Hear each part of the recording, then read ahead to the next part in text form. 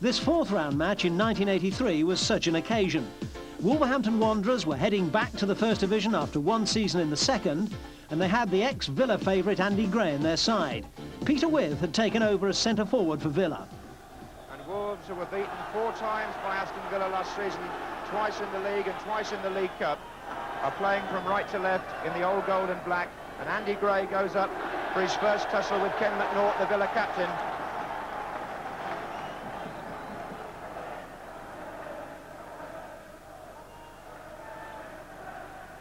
And Gray has come to the near post with a chest control. Eaves! Nell Eaves, the top scorer for Wolves this season with 14. He's got twice as many as Andy Gray, but Gray believes in his Wolves colours he makes more goals now than he did at Villa Park, where he felt he was an out-and-out scorer. The combination there in the first minute looked effective for Wolves.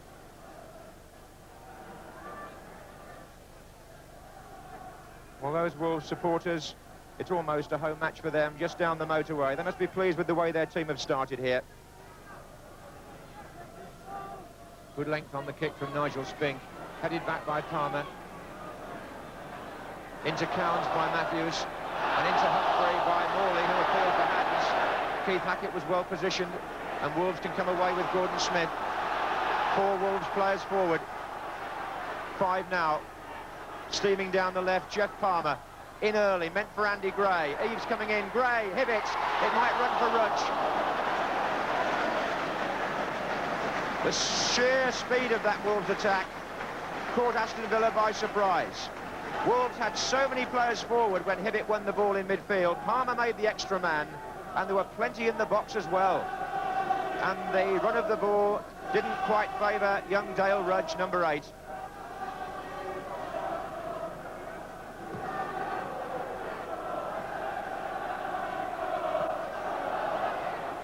Bremner.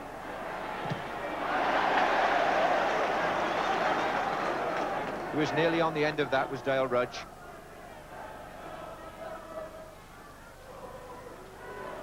With Shaw.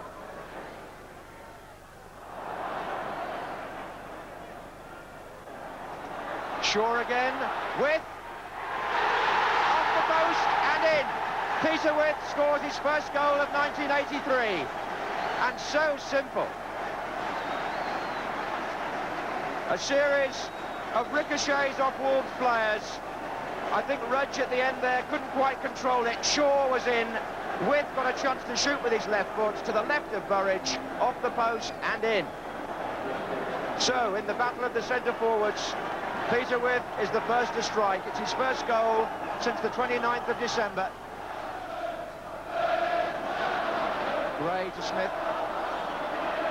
Well won back by Rudge. Here's Hibbett. And it was Williams who brought the ball away, and Morley scooting off to the left to make the width. Referee will penalise Mick Matthews for a foul on Gary Williams.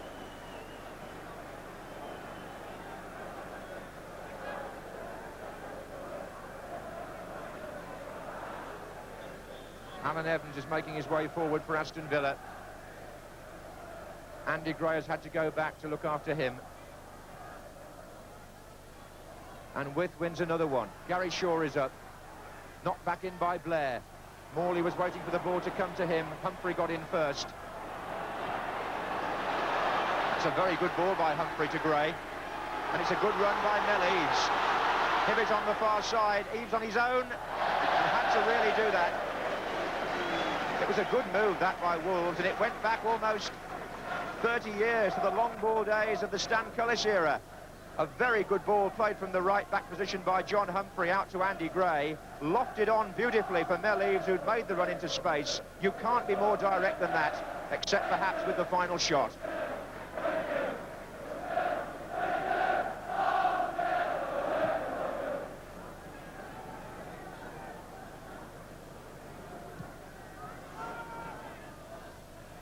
Bremner.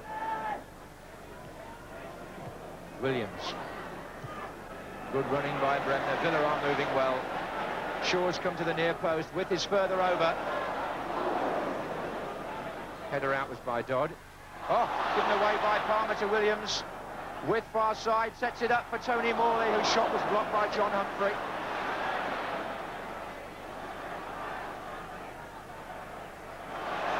Hibbett, and now trying to release Gray.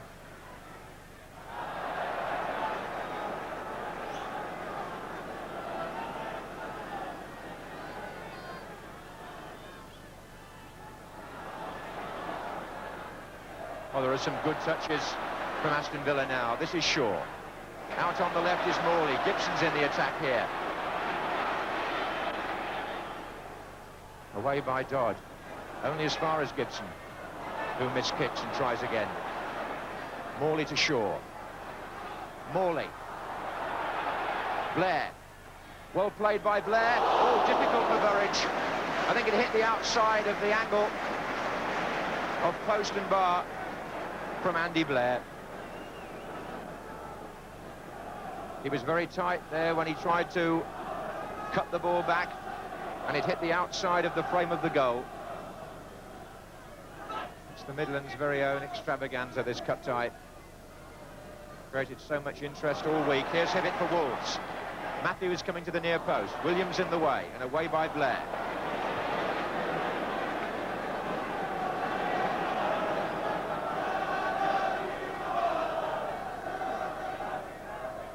Oh, Gray is up with Spink and he beat him. Rudge is in there. It might have run on, first of all, for Eaves, but he had to turn and find Humphrey. And that's not very convincing from him. John Pender made it. Rudge. Just a moment there of vintage Andy Gray. The way he got up and beat the goalkeeper in the jump to flick the ball on. Hibbett.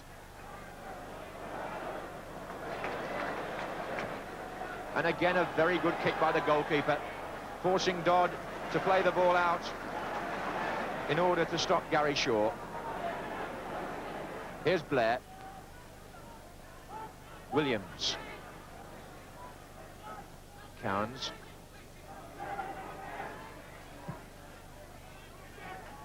With to Blair.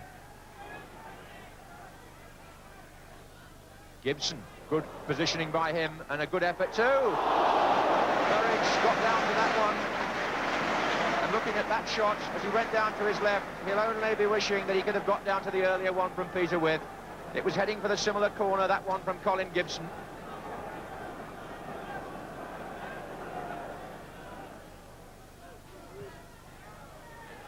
With comes in, and a diving header out by Mel-Eves. Aston Villa have some heavy armoury at corner kicks. While Gary Shaw hovers around the goal line, there are some six-footers waiting there to come in a crowd. Evans, With, and McNaught, with Bremner in attendance. And away by Palmer, not the kind of corner that the big men would appreciate. But they might appreciate a long throw from Alan Evans.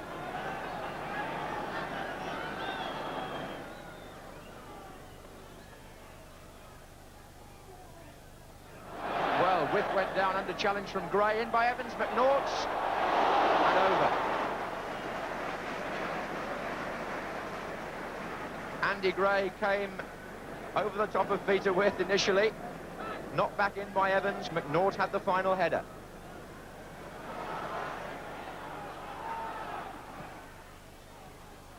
There's been some progressive football from the second division side, even though they end the half a goal down. And on the play, maybe a shade unlucky Wolves to find themselves in that position. Peter With was the scorer after 21 minutes. Evans on, Morley with... Oh, and Morley was only inches away from making contact. And With is well aware of that. Hit it with his left foot. Well, you might say it was meant as a shot, but it was nearly a pass to Tony Morley.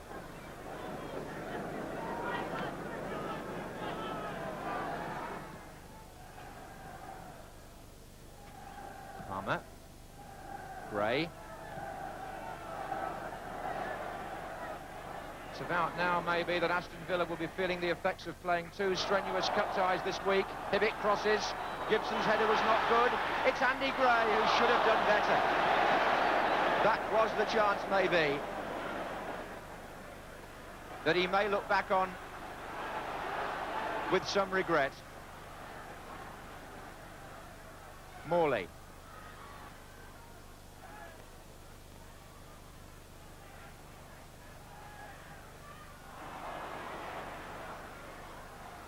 Gibson. And Blair. Trying to chip the goalkeeper.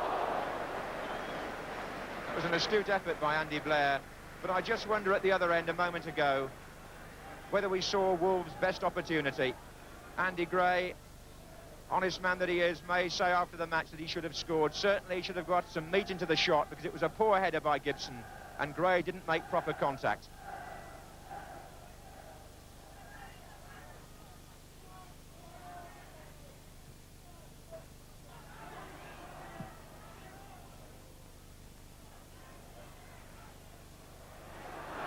Blair. Shaw! No! Well played by Alan Dodd. Give the defender credit. Bremner. Blair, who supplied that last pass now. He's looking for Williams. But Villa tucked so many goals in on the near post, thanks to Gary Shaw, that Wolves there will thank Alan Dodd. It was Blair's cross. Shaw was in the right place, but Dodd was also there to challenge and put Shaw off.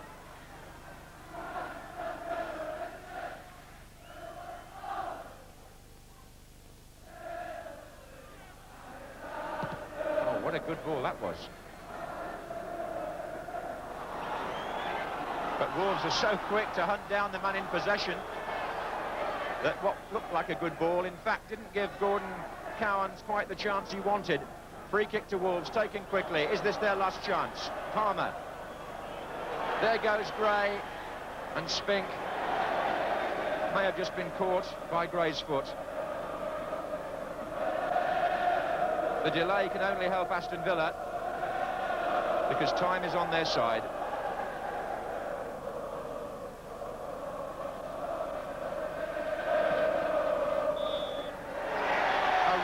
Cut-tie that brought the Midlands to its feet. Villa got through the fifth round with a 4-1 win over Watford, but went out in the quarter-finals to Arsenal at Highbury. In 1989, they looked destined to become the giant